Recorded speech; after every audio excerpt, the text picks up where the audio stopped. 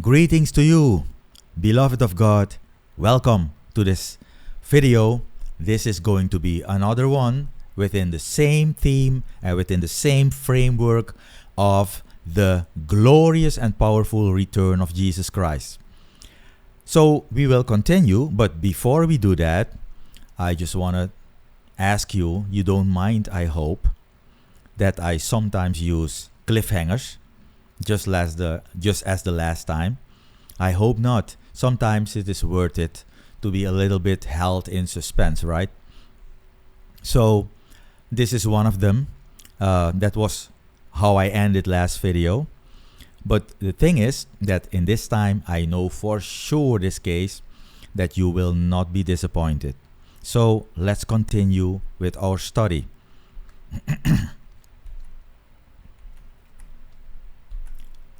So this was the last slide of the previous video. So let's take a look, because we are investigating where Jesus will return initially, where he will actually land or descend. So I don't know if you have noticed also, but we started with Jerusalem, and then we went on with Petra, that is more to the southeast of Jerusalem, and Mount Sinai is even more to the south from Edom, or you could say Petra, which is in Edom, by the way. So we went step by step more southwards. So we are now investigating whether Jesus will return in Mount Sinai, and we have seen some arguments. So I will start with the middle bullet point just to get you in the flow again.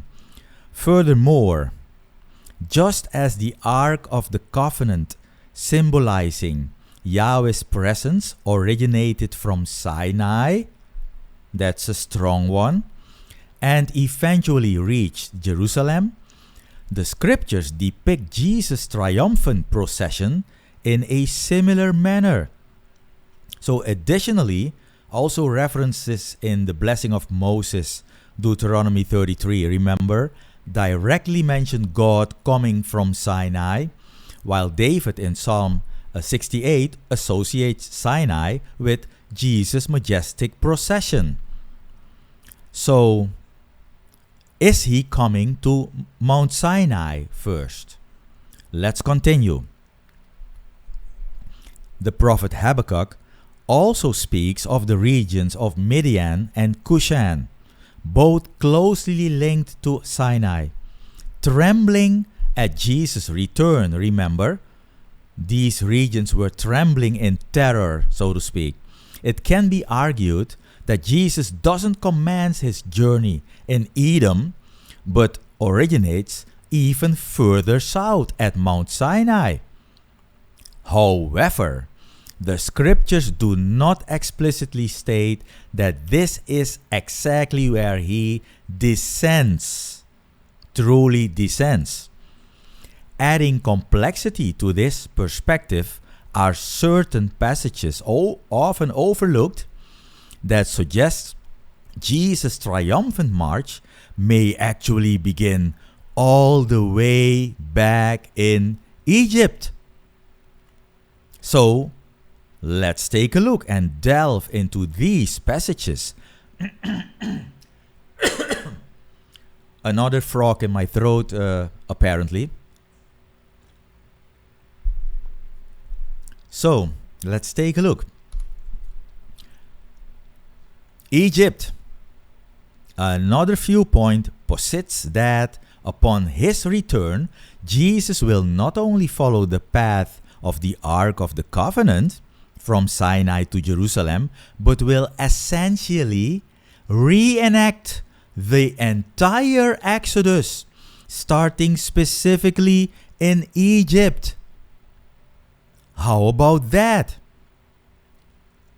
But there is more. As the greater Moses figure, Jesus will lead many of his followers out of Egypt and continue to liberate his people by retracing much of the original Exodus route. While this interpretation may be unfamiliar to many, It is supported by solid scriptural evidence.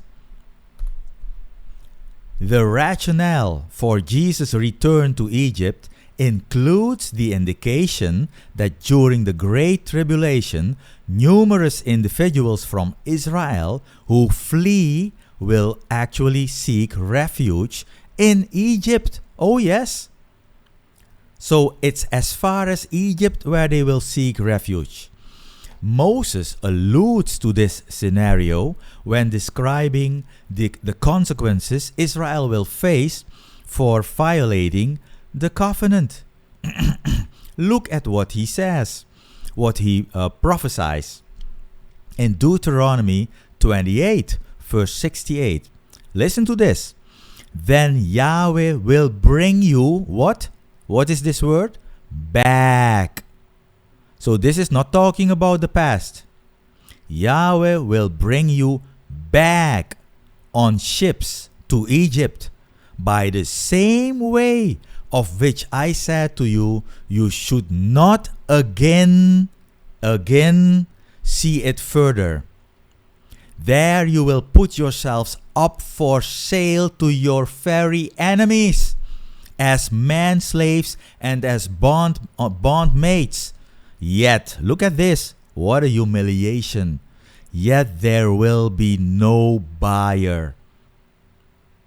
And that will actually be fulfilled in the end times, just before Jesus returns, at the depth of the tribulation. Let's continue. The setting for this excerpt is the impending divine chastisement that will be experienced, sadly, by Israel just prior to the return of Jesus. Additionally, there is a specific biblical reference indicating that Jesus will indeed return to Egypt. Let's take a look. Following the motive of God coming on the clouds, Isaiah proclaims this: Behold, Yahweh is riding on a fleet, thick cloud, and he comes to Egypt. More clear or clearer than this, you will not find it, I think. That's Isaiah 19, verse 1-8. He is riding on a fleet, thick cloud, and he comes to Egypt. This is clear language, right? We continue. This is not all. In Numbers 24, we're talking about Balaam's prophecy. Balaam, who prophesied for money in that sense. His prophecy suggests that the seed and king of Israel, those are two prominent representations of the Messiah, the seed of Israel and the king of Israel. Well, his prophecy suggests that the Messiah will emerge from Egypt with the purpose of subduing and defeating nations opposed to him, his reign, and his followers. Well, let's take a look. Excuse me. Numbers 24, verse 5-8. How good are your tents, Jacob, your tabernacles, Israel. Like the wadis are they stretched out, like gardens along a stream, like the aloes Yahweh has planted, like the cedars beside the waters. Water flows from its irrigation buckets, so its seed is among abundant waters. Its seed is among abundant waters. His king shall be higher, listen to this one, than who? Than Agag. But the true language is Gog or Gog. Gog of the land of Magog. That's the Gog. That's the highest one, relatively speaking. And you see also the word Gog in the Septuagint translation. So I repeat, his king from Jacob Israel, his king, shall be higher than Gog or Agag, and his kingdom shall lift itself up. El, who brought him forth from Egypt, you see there, is to him as a wild bull's cornuted strength. He shall devour the nations, his foes, and pick their bones clean. With his arrows he shall transfix the enemy. Transfix means like pierce through, or you could also say crush, but pierce through. So this is again quite clear language, I would say, by again the prophet Balaam. So that means that Holy Spirit just forced Balaam to prophesy in the benefit, for the benefit of Israel instead of against Israel. That's a separate story, but it's quite funny. Quite funny. So let's continue. The identification of this king as the one who defeats Gog would strongly suggest his role as the Messiah, right? The recurring theme of the Messiah triumphing over his adversaries upon his return is a prevalent prophetic pattern found throughout the scriptures. In this scenario, the conqueror emerges from where? Yes, from Egypt. As far south, down south as Egypt. As Jesus embarks from Egypt, he symbolically retraces the path of Israel's initial exodus, engaging in battles against the nations along the route toward Israel. Intriguingly, now follows the other one. Intriguingly, certain passages even hint at Jesus parting the Red Sea once more upon his return. How about that? And we, the body of Christ, will be witnessing that. We will be there, seeing it happening. Isn't that something? Of course, this is big for us here in our humiliated bodies, obviously. But then, when we've been in heaven already, we've been manifested in front of the celestial realm.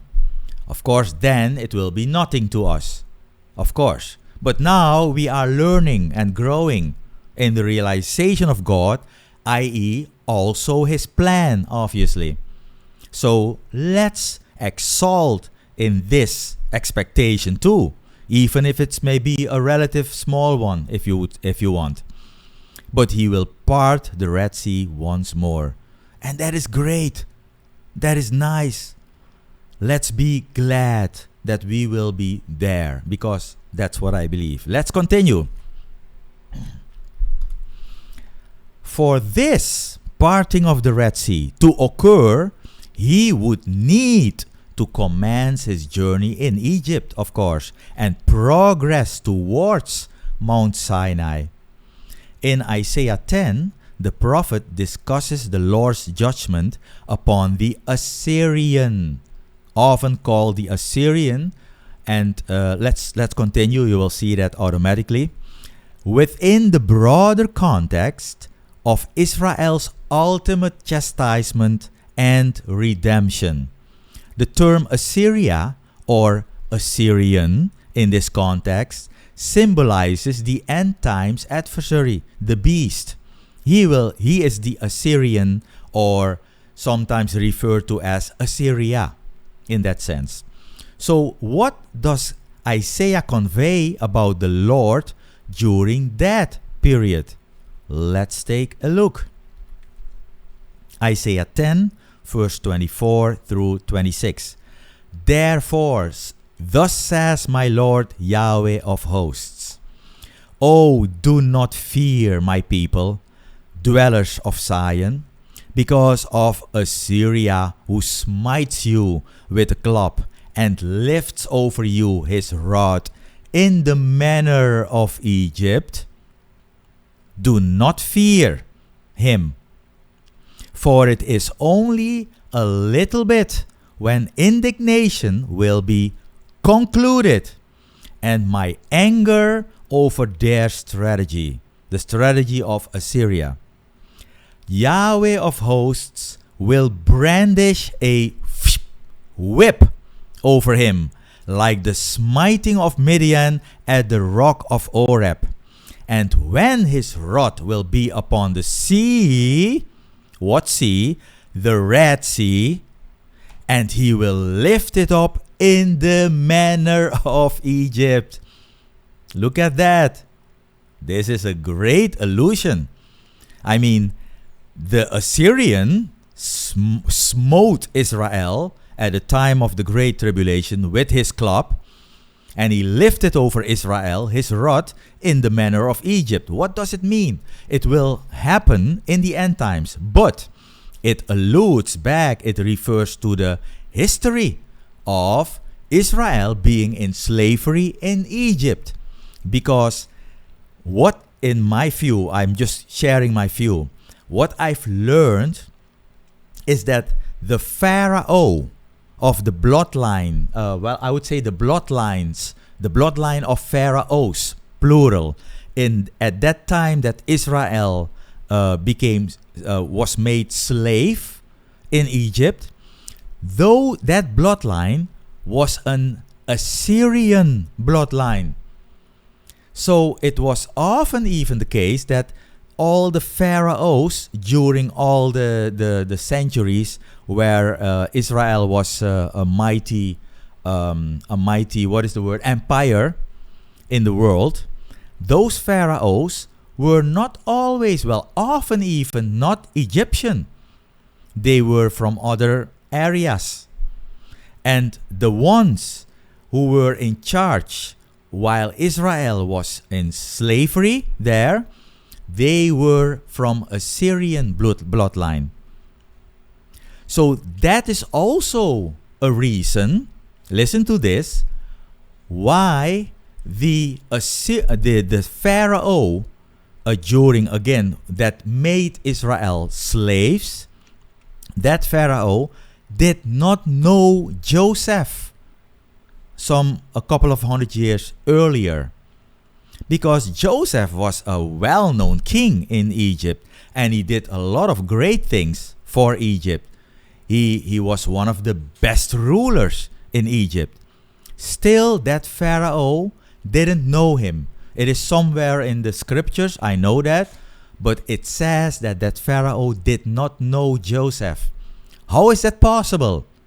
If Joseph was such a famous ruler in Egypt, how can a future Pharaoh, only a couple of hundred, maybe 200, 300 years later, don't know about Joseph? Because he came from another land, from Assyria, that area. That's why. That's the point. So this is all also alluding to the past Assyria, who smites Israel with a club and lifts over Israel his rod in the manner of Egypt. And that will be the case in the future again, but then he will be from Assyria again, and he will be there, especially in Babylon in the last times. He will be in Babylon. That will be his headquarters. So I love this irony, or even sarcasm, because God says that Yahweh of hosts, when the time is right, then it's his turn to now brandish a whip over the Assyrian, like the smiting of Midian. And when Yahweh's rod will be upon the sea, that is the Red Sea, and Yahweh's rod is in this case, in practice, Jesus Christ himself, the Messiah. When his rod will be upon the Red Sea, he will lift it up in the manner of Egypt, just as what happened with Moses. And the Red Sea was split. So this revelation is really captivating, right? This is fantastic to just see that before you already. Oh boy. So let's end the video here. This is like a bit of a high note, of course. So I hope you ponder on this. Just what is the word? Exalt in it. Be glad for it. And of course, we will see each other another time. Thank you very much for watching.